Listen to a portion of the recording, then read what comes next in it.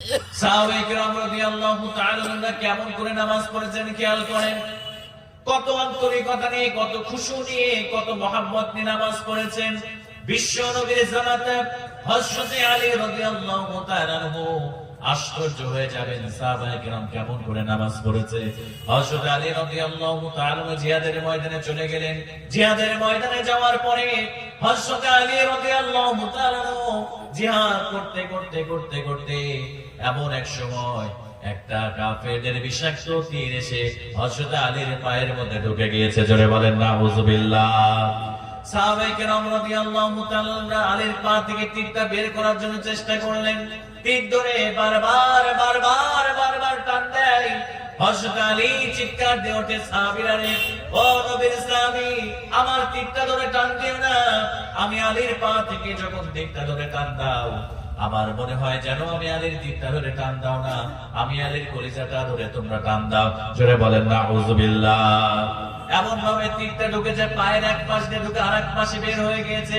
তীর কোনোভাবে বের হয় না, রক্তগুলো দরদর করে পড়ে পড়ে হযরত আলী রাদিয়াল্লাহু তাআলা শরীরে রক্ত শূন্যতায় পড়ে গেলেন।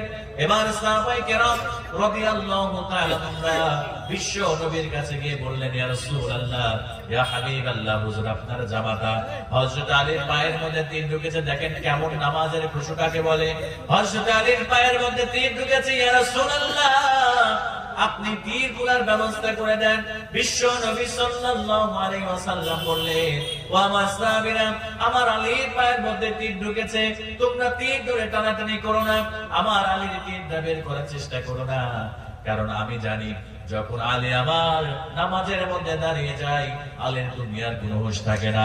নামাজের মধ্যে আলীর তীরটা খোলার ব্যবস্থা আমি রাসূল করে দিব। জোরে বলেন সুবহানাল্লাহ। এবার বিশ্বনবী সাল্লাল্লাহু আলাইহি ওয়াসাল্লাম হযরত আলীকে ডাক, হযরত বেলালকে ডাক দিলেন, বেলাল, আসরের ওয়াক্ত হয়েছে, ও বেলাল, আসরের নামাজের আযান তুমি দিয়ে দাও। এবার বেলাল আসরের নামাজের আযান দিয়ে দিলেন। এবার বিশ্বনবী সাল্লাল্লাহু আলাইহি ওয়াসাল্লাম বিশ্বনবী সাল্লাল্লাহু আলাইহি ওয়াসাল্লাম দুইজন যুবক সাহাবীকে বললেন, সাহাবী, আমি যখন নামাজের মধ্যে আমি যখন কিরাত শুরু করে দিব, তখন তুমি দুইজন যুবক তোমরা আলীর পাশে দাঁড়াবা। আলীর পাশে দাঁড়ানোর পরে আমি বিশ্ব নবী যখন নামাজের ইমামতি শুরু করে দিব, তোমরা সজোরে টান দিয়ে আমার আলীর পা থেকে তোমরা তীরটা বের করে দেবা। জোরে বলেন সুবহানাল্লাহ। এবার হযরত বেলাল ইকামত দিয়ে দিলেন। ইকামত দেওয়ার পরে বিশ্ব নবী নামাজ শুরু করলেন।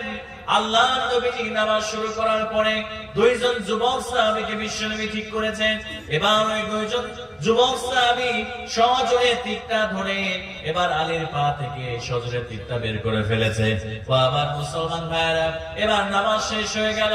নামাজ শেষ হয়ে যাওয়ার পরে হযরত আলী রাদিয়াল্লাহু তাআলা নামাজের মধ্যে তীর বের করাটা বুঝতে পারে নাই, হযরত আলী ঠিক পায় নাই। এবার আলী খেয়াল করে দেখলেন তার পায়ের কাছে রক্ত আর রক্ত। এবার হযরত আলী বিশ্বনবীকে জিজ্ঞেস করলেন, ইয়া রাসূলুল্লাহ, ওগো আল্লাহর নবী, যুদ্ধকে আবার শুরু হয়েছিল নাকি? আবার কি কোন মুসলমানের রক্ত এখানে প্রবাহিত হয়েছে নাকি? এবার বিশ্বনবী সাল্লাল্লাহু আলাইহি ওয়াসাল্লাম হযরত আলীকে ডাক দিয়ে বলে, আলী রে, তোমার পায়ের দিকে খেয়াল করে দেখো তোমার পায়ের তীরটা আছে নাকি? এবার হযরত আলী রাদিয়াল্লাহু তাআলা পায়ের দিকে খেয়াল করলেন।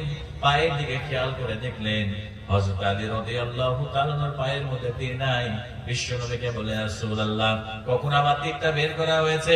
আল্লাহর নবী বলেন, আলী রে, যখন তুমি নামাজের মধ্যে দাঁড়িয়েছিলা, আমি জানি।